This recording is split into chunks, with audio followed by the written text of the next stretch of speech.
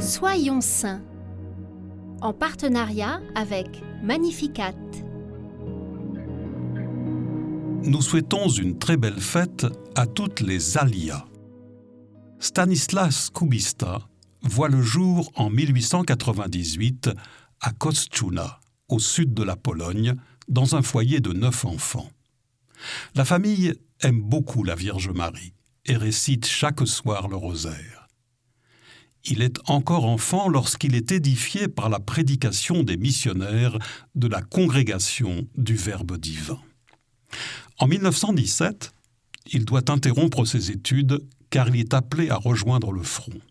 Pendant la Première Guerre mondiale, il s'efforce d'apporter un soutien et un réconfort spirituel aux soldats sur le front. Après la guerre, il poursuit son travail pastoral en aidant les personnes touchées par la pauvreté et toutes les conséquences de la guerre. En 1919, il reprend ses études où il est remarqué pour ses qualités d'écrivain, avant d'intégrer le noviciat des pères missionnaires du Verbe divin et d'être ordonné prêtre en 1927. Il a une très grande dévotion pour Saint Joseph et ses frères l'apprécient pour son humilité, sa simplicité de vie et sa compassion envers les autres.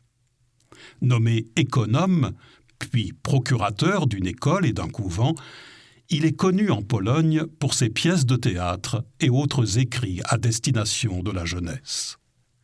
Lorsque la Pologne est envahie par les nazis, il est arrêté avec d'autres membres de sa congrégation. Ils sont internés dans leur propre maison avant d'être déportés, certains à Dachau et d'autres, comme Stanislas, à Sachsenhausen. Il y décède le 26 avril 1940 des suites d'une pneumonie contractée en route et des tortures infligées par les gardiens qu'il supporte avec patience et courage.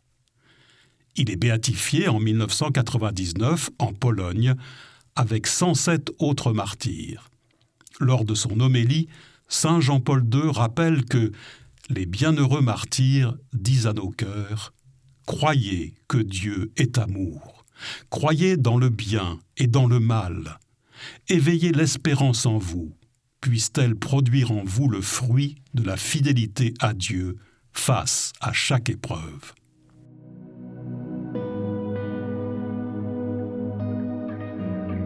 À l'exemple et à la prière du bienheureux Stanislas Kubista, éveillons en nous l'espérance qui nous permet de tenir bon face aux contradictions du monde.